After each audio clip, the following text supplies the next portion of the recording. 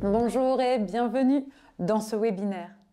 Aujourd'hui, on va explorer ensemble un aspect clé de la prise de parole, l'improvisation. Vous savez, être capable de répondre spontanément aux imprévus est une force incroyable. Cela nous aide non seulement à être plus confiants lors de présentations ou de discussions, mais aussi dans notre quotidien, face aux petites surprises de la vie. D'ailleurs, je vous pose une question pour commencer. Qu'est-ce qui vous met le plus mal à l'aise quand vous devez improviser? Peut-être est-ce l'incertitude ou la peur de ne pas savoir quoi dire? Prenez un instant pour réfléchir à cela. L'objectif aujourd'hui, c'est justement de dépasser des blocages ensemble, grâce à des exercices simples mais puissants. Pour débuter, voici un exercice que j'appelle improvisation express. L'idée est simple. Je vais laisser un thème et je vais improviser un mini discours de 30 secondes dessus pour montrer comment ça fonctionne. Pendant cet exercice, essayez d'écouter comment je structure mes idées et après, vous pourrez le refaire de votre côté. Par exemple, un thème: pourquoi tout le monde devrait avoir un cactus chez soi? Déjà, c'est une plante qui demande peu d'entretien, parfaite pour les gens occupés. En plus, elle apporte une touche de verdure sans nécessiter beaucoup d'eau ou d'attention, ce qui en fait le compagnon idéal pour embellir notre intérieur tout en nous rappelant l'importance de la résilience. Et puis le cactus a ce petit côté unique, presque exotique, qui nous sort du quotidien. En bref, il a tout pour plaire. Voilà un exemple. Et maintenant, à votre tour de vous entraîner sur des sujets similaires chez vous. Le but n'est pas de chercher la perfection, mais de réussir à exprimer une idée avec spontanéité. Allez, je vous propose d'essayer avec ces thèmes. Un objet insolite que vous adorez, ou encore votre plat préféré en 5 ingrédients. Prenez un moment pour réfléchir et puis lancez-vous pour 30 secondes. Imaginez que vous êtes face à un ami ou même à un public. Plus il y a de monde, mieux c'est. Et laissez vos idées venir naturellement. Maintenant, abordons 2 éléments essentiels pour réussir une improvisation: la structure et l'énergie que l'on y met.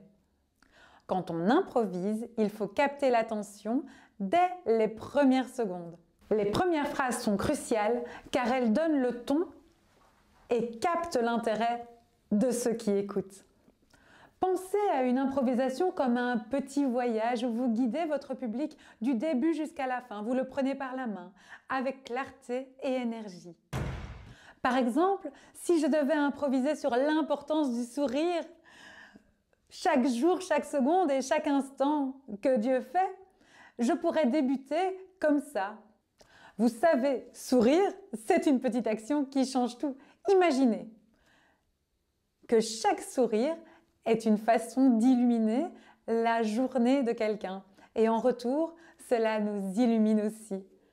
En souriant, on communique de la bienveillance, de l'ouverture et surtout, on se rend plus accessible aux autres.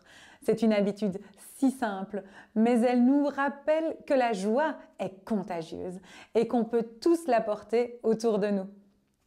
Voyez comme une simple phrase d'introduction peut donner du relief à une idée.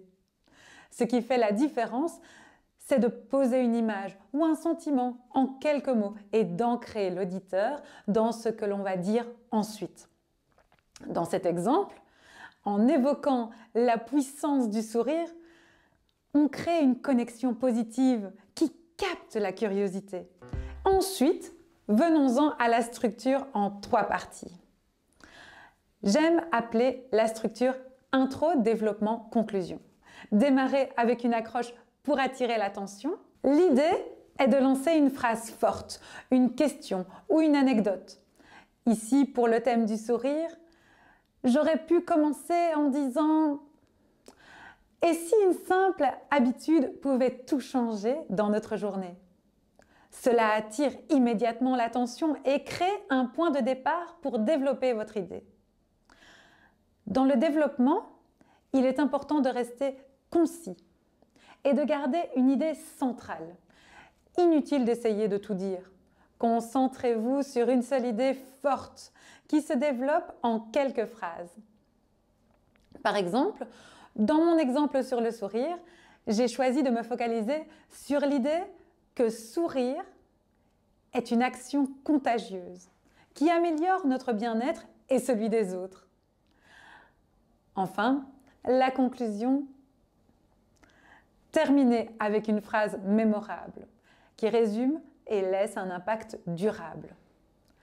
Ici, j'ai conclu en soulignant l'importance de cette habitude simple mais bénéfique. La fin doit laisser une impression positive ou percutante, car c'est souvent ce que l'auditeur retiendra.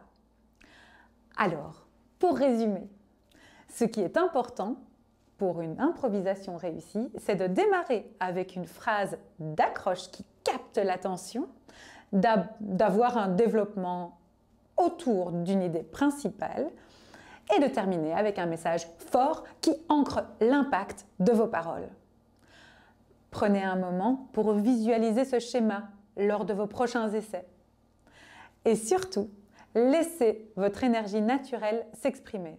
La spontanéité de l'improvisation peut donner une force particulière à vos paroles. Alors n'hésitez pas à vous amuser et à explorer différentes façons d'aborder chaque thème. Pour progresser, vous pouvez également noter ce que vous avez ressenti en improvisant. Était-ce plus simple que prévu? Ou au contraire, avez-vous eu des moments d'hésitation? Essayez de prendre quelques minutes après chaque exercice pour noter vos impressions et ce que vous pourriez améliorer la prochaine fois. Se donner un feedback honnête, c'est essentiel pour progresser. Vous pourriez aussi enregistrer vos improvisations et les écouter plus tard pour observer ce qui a bien marché et ce qui pourrait être encore amélioré. Notez ce qui vous a surpris ou les idées qui sont venues naturellement. Voilà, l'improvisation est un excellent moyen de sortir de sa zone de confort et d'apprendre à être à l'aise avec l'inconnu. Plus vous vous entraînez, plus cela devient naturel et croyez-moi, vous allez développer une vraie aisance avec le temps. Regardez-moi, j'étais timide et je suis là devant vous aujourd'hui avec beaucoup d'aisance. Alors, pour cette semaine, je vous lance un défi. Chaque jour, improvisez pendant 30 secondes sur un thème de votre choix. Vous pouvez même demander à un ami ou à un membre de votre famille de vous lancer des sujets. Voilà, faut avoir du courage. Plus vous le faites, plus vous verrez votre créativité et votre spontanéité s'enrichir. Merci d'avoir partagé ce moment avec moi et à très bientôt pour de nouveaux exercices. Baby shine.